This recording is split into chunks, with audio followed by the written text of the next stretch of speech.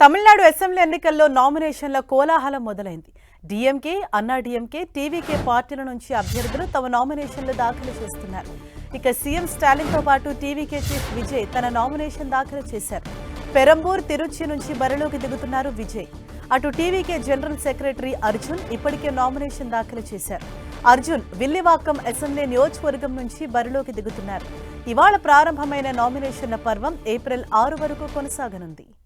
అయితే నామినేషన్ల దాఖలకు అధికారికంగా 8 రోజుల గడువు ఇచ్చినప్పటికీ వరుస సెలవుల కారణంగా అభ్యర్థులకు 4 రోజుల పని దినాలు మాత్రమే ఉన్నాయి. ఇవాళ ఏప్రిల్ 2, ఏప్రిల్ 4, ఏప్రిల్ 6న మాత్రమే దాఖలు చేసుకునే అవకాశం ఉంది. మహావీర్ జయంతి కారణంగా రేపు సెలవు. ఏప్రిల్ 1న ఆర్థిక సంవత్సరం మొదలు, ఏప్రిల్ 3న గుడ్ ఫ్రైడే, ఏప్రిల్ 5న ఆదివారం కావడంతో 4 రోజులు సెలవులుండనున్నాయి. దీంతో మిగతా 4 రోజుల్లోనే నామినేషన్లు పోటెత్తనున్నాయి. నామినేషన్ పత్రాల పరిశీలన ఏప్రిల్ 7న జరగనుండగా అభ్యర్థిత్వాలను ఉపసంహరించుకోవటానికి ఏప్రిల్ 9 వరకు గడువు నిర్ణయించారు. నామినేషన్ల ప్రక్రియ ప్రారంభం అవడంతో తమిళనాడులో ఎన్నికల హీట్ మరింత పెరిగింది.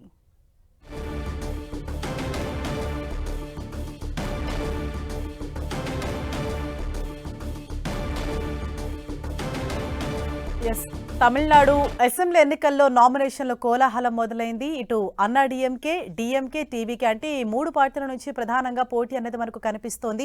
ఆ 3 పార్టీల నుంచి కూడా అభ్యర్థులు ఇవాళ తమ నామినేషన్లు దాఖలు చేశారు. ఇటు సీఎం స్టాలిన్తో పాటు టీవీకే అధినేత విజయ్ సైతం తన నామినేషన్ దాఖలు చేసిన దృశ్యాలు మనం 10 టీవీ స్క్రీన్ పైన చూడొచ్చు. తిరుచి నుంచి ఇటు స్టాలిన్, అలాగే విల్లుబాకం నుంచి టీవీకే చీఫ్ విజయ్ నామినేషన్ పత్రాలు సమర్పించారు.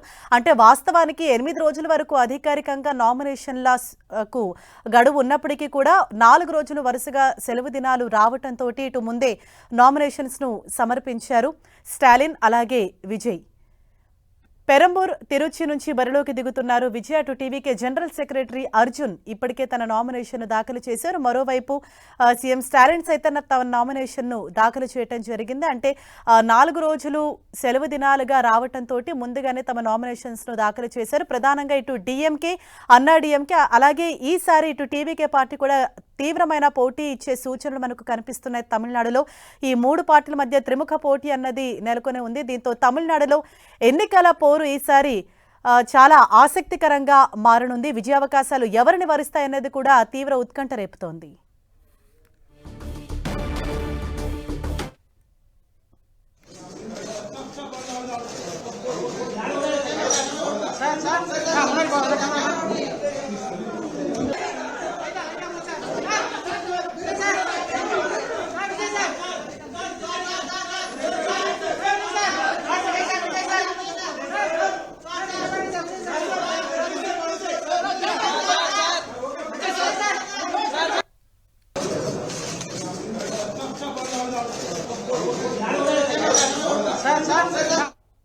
తమిళనాడు అసెంబ్లీ ఎన్నికల్లో నామినేషన్ల కోలాహలం మొదలైంది. డీఎంకే, అన్నా డీఎంకే, టీవీకే పార్టీల నుంచి అభ్యర్థులు తమ నామినేషన్లు దాఖలు చేస్తున్నారు. ఇటు సీఎం స్టాలిన్తో పాటు టీవీకే చీఫ్ విజయ్ కూడా తన నామినేషన్ ఇవాళ దాఖలు చేశారు.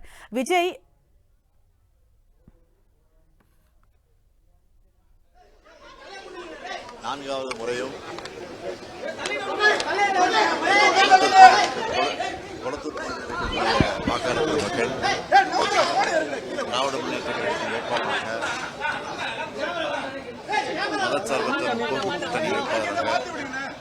நிறுத்தப்பட்டிருக்கிறது. என்னை அமோகமான வாக்கு வித்தியாசத்தில் நிச்சயமாக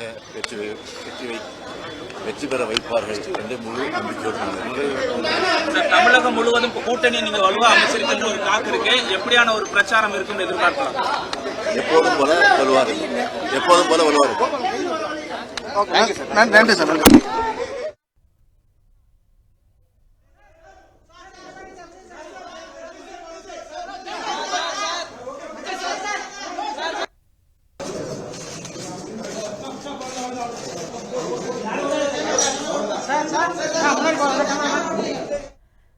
తమిళనాడులో నామినేషన్ల కోలాహలం అన్నది నెలకొని ఉంది. ప్రధానంగా 3 పార్టీల మధ్యనే తీవ్రమైన పోటీ నెలకొని ఉంది. ఇటు డిఎంకే, అన్నా డిఎంకే అలాగే టీవీకే పార్టీ నుంచి కూడా ఈసారి తీవ్రమైన పోటీ అన్నది ఉంటుంది.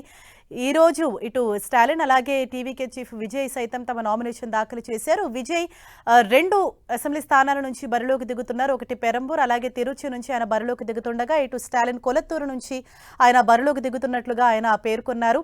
అయితే ఈసారి కూడా అద్భుతమైన మెజారిటీతో తామే గెలుస్తామన్న ధీమాను సైతం ఆయన వ్యక్తం చేశారు.